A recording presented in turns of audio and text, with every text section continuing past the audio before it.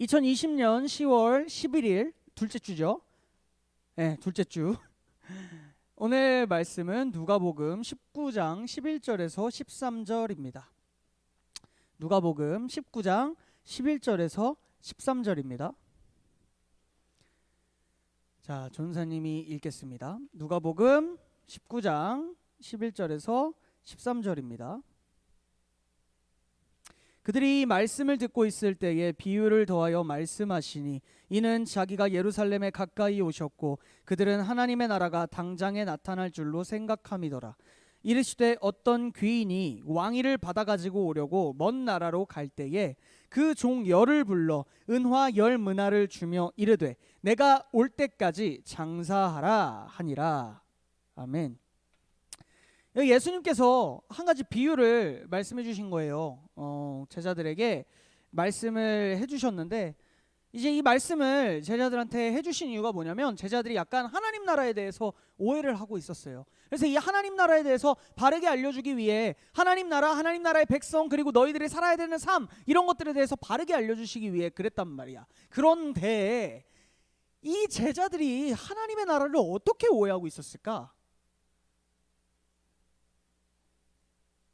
이스라엘이 말이야 당시에 로마라는 나라의 속국으로 있었어요. 지배를 받고 있었어요, 친구들. 우리가 예전에 이제 뭐 이렇게 일본의 식민 지배를 받았던 것처럼 이제 그 로마가 아니라 이스라엘도 로마의 식민 지배를 받았던 거예요. 그래서 이 이스라엘 사람들은 어떤 생각을 많이 했냐면 성경을 보면서 구약 성경에 메시아가 오신다, 하나님의 아들이 오신다, 하나님의 영에 감동된 자가 오셔서 새로운 나라를 세우신다, 이제 막 이런 얘기들이 진짜 많이 써 있었단 말이야. 근데 막 엄청 자세하게 써 있진 않아. 막 약간 비유를 섞어서 환상적인 무언가를 섞어서 막 그렇게 이야기를 하고 있었어. 그렇다 보니까 이렇게 읽으면서 이렇게 아무래도 조금씩 자기들의 해석이 이렇게 가미가 됐단 말이야. 그러면서 이제 이 사람들이 어떻게 생각을 했냐면 예수님이 오셨어. 그리고 예수님이 막 내가 그다라고 말씀을 하세요. 성경을 보면서 뭐 하나님의 나라가 이루어지는 것, 내가 그 사람이다, 내가 하나님의 영에 감동된 사람이다, 내가 하나님의 아들이다, 이런 얘기를 했기 때문에 이스라엘 사람들, 특히 이 예수님을 따르는 제자들은 그렇게 믿고 그렇게 알고 있었어요. 예수님이 메시아다. 그러니까 이 예수님께서 로마의 지배를 무너뜨리고 이 이스라엘을 다시 독립된 국가로 일으켜 주실 것이다, 이런 생각을 했었어요. 일으켜 주실 것이다, 강대국으로 만들어 주실 것이다. 이런 로마 따위하고는 비교도 안 되는 엄청난 군사력, 엄청난 권력, 엄청난 힘을 가진 그런 나라로 만들어 줄 것이다, 이렇게 이스라엘 제자들이 생각을 했어요. 그러니까 하나님의 나라가 이루어진다라는 건 예수님이 뭐 쿠데타를 일으키시든 아니면은 뭐 어떤 그런 반란들을 일으키셔서 이제 어떤 정치적인 어떤 것을 통하셔서 새로운 왕이 되실 것이다. 이스라엘의 새로운 왕이 되시고 이 로마를 무찔러 주실 것이다. 이런 생각을 하고 있었어요. 늘 이런 생각을 하고 있었어요. 마치 모세가 이집트에서 자신의 조상들인 이스라엘 백성들을 이끌고 나와서 가나안 땅으로 향했던 것처럼 약간 그런 방식으로 이렇게 이루어 주실 것이다, 그렇게 생각을 하셨단 말이에요. 이스라엘의 독립으로 이스라엘의 강대국이 되는 것, 그것이 이스라엘이 강대국이 되는 것이 하나님의 나라가 이루어지는 것이다, 예수님께서 그것을 하실 것이다, 이런 생각을 한 거야. 그래서 지금 이 예수님이 말씀하시는 시기가 언제냐면 예수님이 이제 예루살렘, 이스라엘의 수도인 예루살렘 바로 앞 지역에서, 여리고라는 지역에서 말씀을 하고 계신 거였어요. 그러니까 제자들은 이제 그 기대가 점점 부푸는 거야. 이제 예수님께서 이 예루살렘으로 들어가시면 이제 새로운 나라를 만드실 것이다. 어떤 방법을 통해서 이제는 예수님께서 이스라엘의 독립을 위해서 움직이실 것이다, 그런 생각을 한 거예요. 이제 하나님의 나라가 이루어질 거야. 이제 이스라엘이 강대국이 될 거야. 이제 예수님께서 그 첫 발걸음을 시작하실 거야. 이런 식으로 이제 제자들이 생각을 한 거죠. 그런데 예수님은 제자들이 생각했던 것과는 다른 하나님의 나라를 알고 계셨고 그걸 이루기 위해서 애쓰신 분이란 말이에요. 그러니까 이 제자들의 생각이 잘못했다. 너네가 생각하는 하나님의 나라가 하나님의 나라가 아니다. 너네의 계획대로 그렇게 이루어지지 않을 것 같은데? 라는 걸 알게 해주시려고 이제 한 가지 이야기를 들려주시는 거지. 그 이야기가 오늘 본문 제목, 아니 본문이에요. 본문에서 이제 짧게 자른 건데, 몇 부분 잘라서 이제 얘기를 한 건데, 전사님이 이 얘기를 좀 얘기를 해볼게요. 귀족 출신의 어떤 한 사람이 있었대요. 이 귀족 출신의 한 사람이 있었는데, 이 사람은 이제 자기가 속한 나라의 리더, 왕이죠. 이 왕이 될 수 있는 권리를 받기 위해서, 권한을 받으려고 이제 자기 나라를 관리하고 있는 정부, 중앙정부, 정부로 향했대요. 여행을 떠나기로 마음을 먹었대요. 이 중앙정부로 가서 내가 지금 이 우리나라를 다스릴 수 있는 권한을 주십시오. 리더가 되는 권한을 주십시오. 이렇게 그거를 받기 위해서, 잠깐만요 친구들, 미안해요. 이 권한을 받기 위해서 중앙정부로 가려고 했대요. 그러니까 이런 것 같아요. 이 나라는 지금 자기 나라는, 이 귀족의 나라는 어떤 정부의, 다른 정부의 그 지금 지배를 받고 있는 거지. 다른 정부의 지배를 받고 있는 거야. 그래서 이 귀족이 이 나라를 다스릴 수 있는 권한을 주십시오. 내가 이 나라의 왕이 될 수 있도록 해주세요. 라는 권한을 받기 위해서 이제 그 중앙정부로 여행을 떠나게 되는데, 여행을 떠나기 직전에 이제 자기 종들을 불러요. 이 종이 10명이래요. 이 종이 10명이래. 그래서 이 종을 불러가지고 이렇게 문화를 나눠준대. 그 문화가 뭐냐면 돈, 화폐의 단위예요. 한 문화는 한 1,400만 원 정도 된다고 해요. 1,400만 원 정도를 10명의 종에게 나눠준 거죠. 그러니까 총 1억 4천만 원. 아무튼 나눠준대. 그렇게 한 명 한 명 종한테 이렇게 나눠주면서 이제 귀족이 그런 얘기를 했어요. 이렇게 얘기를 했어요. 너네, 내가 중앙정부로 갔다가 돌아올 건데 그 전까지 이 돈으로 사업을 해가지고 내가 돌아오는 걸 기다려라. 이제 그렇게 이야기를 했대요. 그래서 그렇게 말하고 귀족은 중앙정부로 떠났어. 근데 문제는 뭐냐면 이 나라에, 막 엄청 중요한 얘기는 아닌데 이게 약간 그거거든. 그 친구들 떡밥이라는 말 알아요? 그 소위 말하는 떡밥이야. 떡밥. 이렇게 얘기를 해요. 예수님이 이런 얘기를 하시는 거예요. 이 이야기를 하면서 중간에 중앙정부로 떠났는데 이 나라에는 그 귀족이 왕이 되는 걸 원하지 않는 사람들이 있었대. 그래서 중앙정부에 또 자기네들 그 사절단을 이렇게 편지를 보내는 거야. 편지를 보내서 우리는 이 사람이 왕이 되는 걸 원하지 않습니다 라고 이야기를 했대. 의견을 전달했대. 근데 이 의견을 전달했지만 결국 이 귀족은 그 자기 나라를 다스릴 수 있는 권한을 받은 거야. 이 다스릴 수 있는 권한을 받아서 돌아오게 됐어요. 그렇게 돌아와서 왕이 된 귀족이 이제 자기 종들 10명을 불러요. 그래서 너네 내가 준 그 1,400만 원으로 뭘 했냐 이렇게 한 사람 한 사람 물어보는 거야. 그랬더니 한 명의 종이 얘기를 해요. 이렇게 얘기를 해요. 주인님, 아니 임금님, 저는 주인님이 주신 그 한 문화 1,400만 원으로 10문화 1억 4천만 원을 만들었어요. 이제 이렇게 이야기를 해요. 그 말을 듣고 이제 얘기하죠. 착한 종아, 잘했다. 네가 아주 작은 일에 성실하고, 작진 않은 것 같지만 어쨌든 작은 일에 성실하고 믿음직스럽게 충성했으니까 10개의 마을을 다스릴 수 있는 권한을 주겠다 라고 이야기를 하고, 그 다음 두 번째 종이 나와요. 두 번째 종이 나와서 이렇게 얘기를 해요. 임금님, 저는 임금님이 주신 그 한 문화로 5문화 1,400만 원으로 7천만 원을 벌었습니다 라고 이야기를 해요. 이제 그랬더니 왕이 또 똑같이 얘기하면서 착한 종아, 잘했다 이렇게 얘기하면서 5마을을 다스릴 수 있는 권한을 주세요. 그 얘기를 듣고 있던 다른 종이 이렇게 이야기를 해요. 주인님, 보세요. 주인님의 한 문화, 주인님이 주신 한 문화가 여기 있습니다. 나는 이걸 이렇게 수건으로 싸가지고 이렇게 보관해뒀습니다. 주인님은 야무진 분이시잖아요. 그러니까 맡기지 않은 것을 뭐 찾으시고 심지 않은 것을 거두시는 분이니까 내가 주인님이 무서워서 이렇게 했습니다.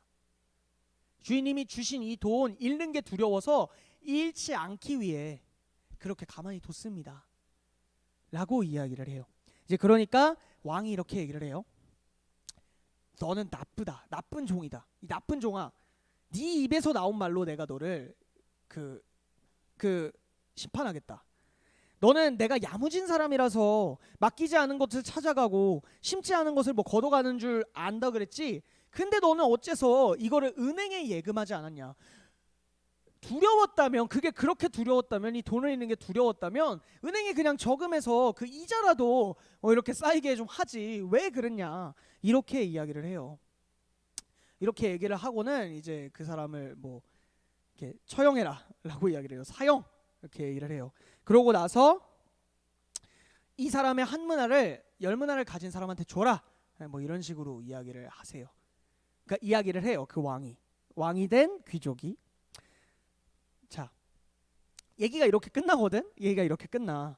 근데 예수님이 이걸 통해서 뭘 얘기하고 싶으셨냐면 이거예요. 야, 너네 지금 내가 예루살렘 들어가면 당장에 하나님의 나라가 이루어질 것 같지? 아니야. 여길 떠났던 귀족처럼, 중앙정부로 떠났던 귀족처럼 나도 하늘로 다시 올라갔다가 다시 내려올 거야. 내 아버지의 집, 하나님 아버지의 집인 그 하늘로 올라갔다가 다시 내려올 거야.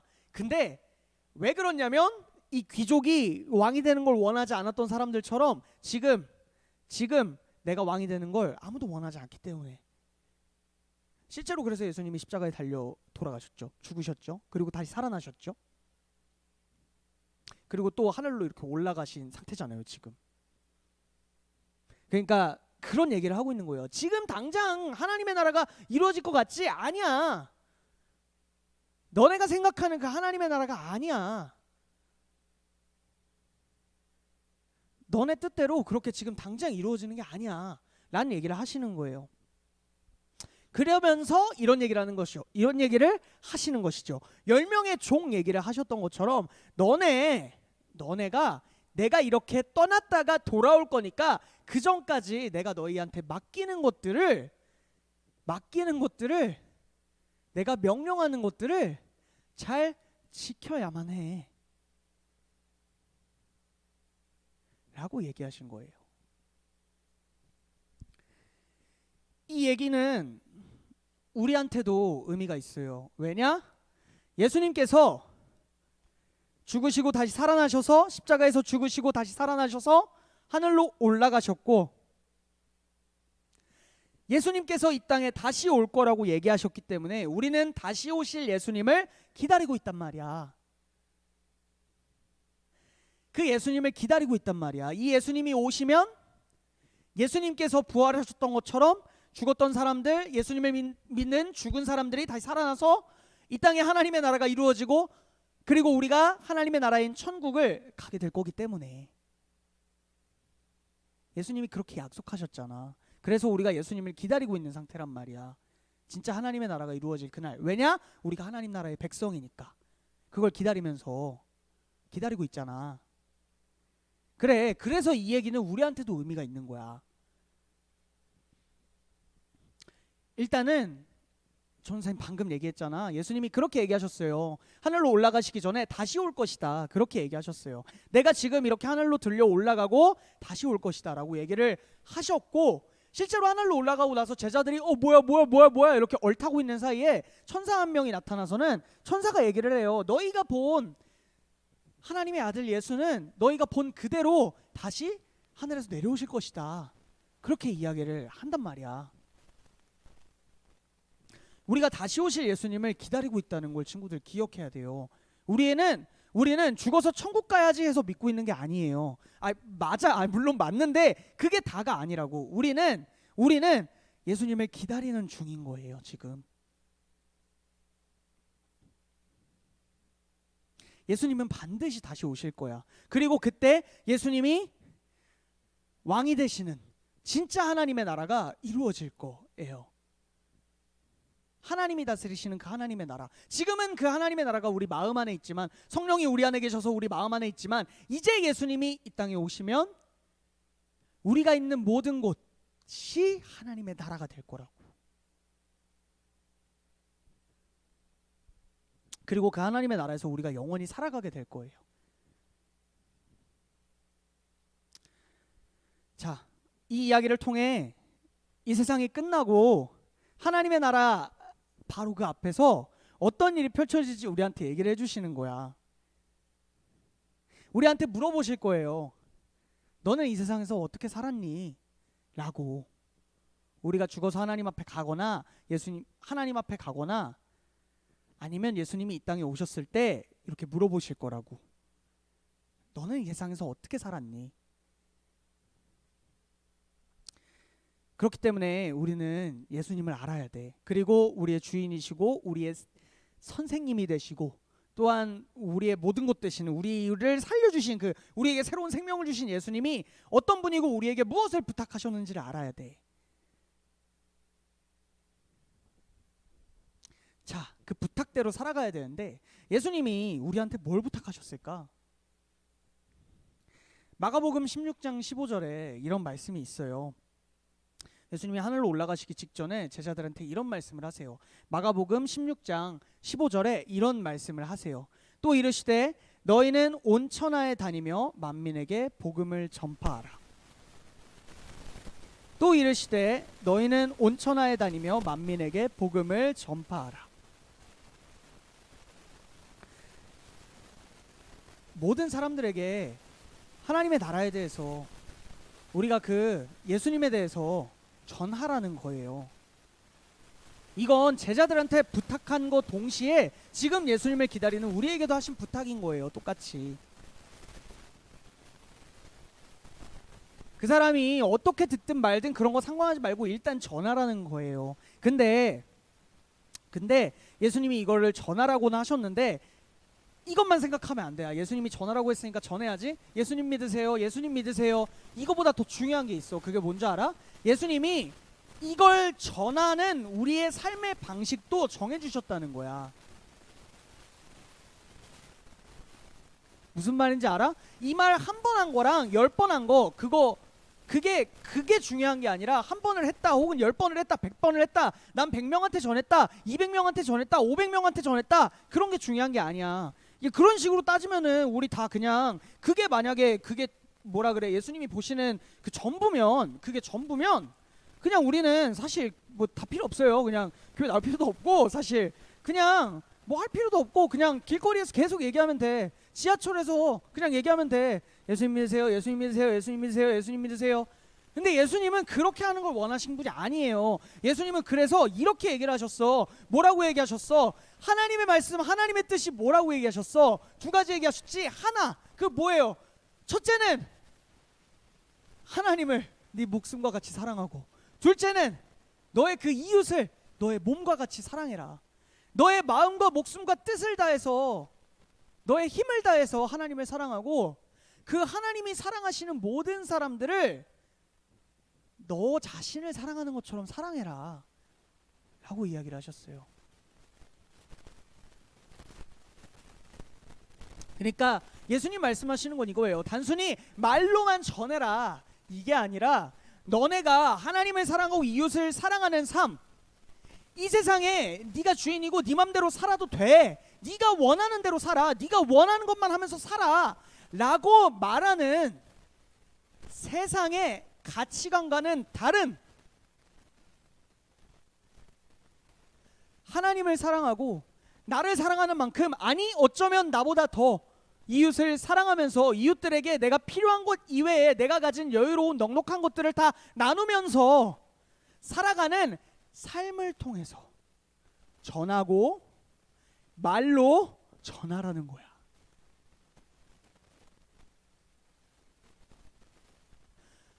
방식을 따라야 되는 거예요. 우리는 하나님의 방식, 예수님의 방식, 예수님이 살아가셨던 삶의 방식을 따라가는 거예요. 그게 증인의 삶이에요. 예수님을 믿는 제자의 삶이에요. 예수님 믿으세요. 예수님 믿으세요. 예수님 믿으세요가 아니라 내 삶을 살아가면서 내가 살아가는 동안 내가 만나는 모든 사람들에게 사랑을 베푸는 것, 내가 하나님께 받은 값없는 사랑을 값없이 베푸는 것, 그걸 통해서 예수님이 어떤 분인지 복음을 전하는 것, 내 행동을 통해서 내 삶을 통해서 전하는 것, 그것이 예수님이 원하시고 우리에게 부탁하신 삶이에요. 예수님의 제자들에게, 예수님의 제자로 살아가는 우리들에게 부탁하신 삶인 거예요. 하나님의 뜻대로 사는 삶, 세상과는 다른 방식으로 살아가면서 예수님을 모르는 이웃에게 우리가 값없이 하나님의 사랑을 베풀면서 왜 나에게 이렇게 잘해주세요 라고 할 때 저도 값없이 사랑을 받았거든요 라고 이야기하는 것. 세상의 빛과 소금으로 살아가는 것, 세상과 다른 방식으로 살아가는 것, 그것이 예수님이 우리에게 부탁하신, 그리고 우리가 그렇게 살아야 될, 우리가 살아가야 할 삶인 거예요. 제자의 삶, 증인의 삶인 거예요.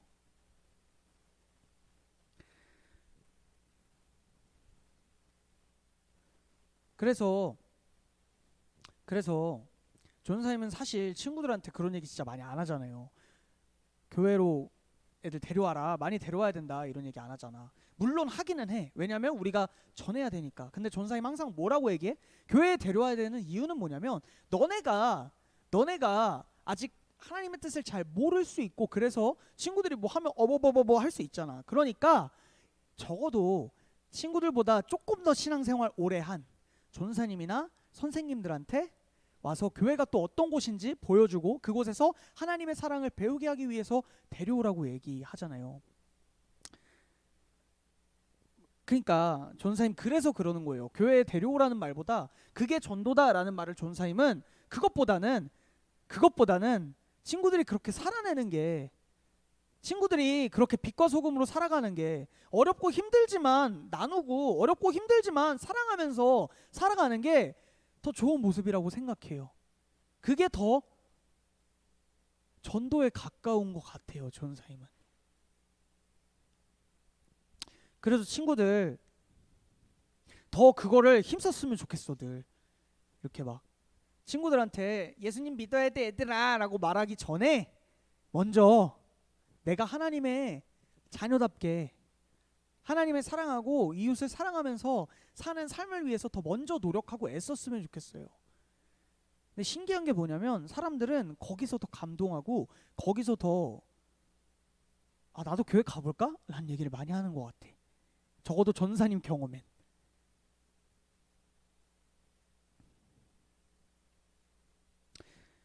오늘 말씀은 여기까지예요, 친구들. 하나님의 뜻대로 예수님이 살아가셨던 방식대로 그렇게 우리 함께 살아갔으면 좋겠어요. 하나님을 사랑하고 이웃을 사랑하는 빛과 소금의 삶을 살아서 모든 사람들에게 복음이 무엇인지, 예수님이 어떤 분인지, 또한 우리가 믿는 교회의 머리이시고 주인 되시는 그 예수님, 하나님이 어떤 분인지 우리를 통해서 그 사랑의 하나님이 이렇게 드러나는 그런 삶을 살기 위해서 노력하는 우리 도원교회 중등부 친구들 됐으면 좋겠습니다.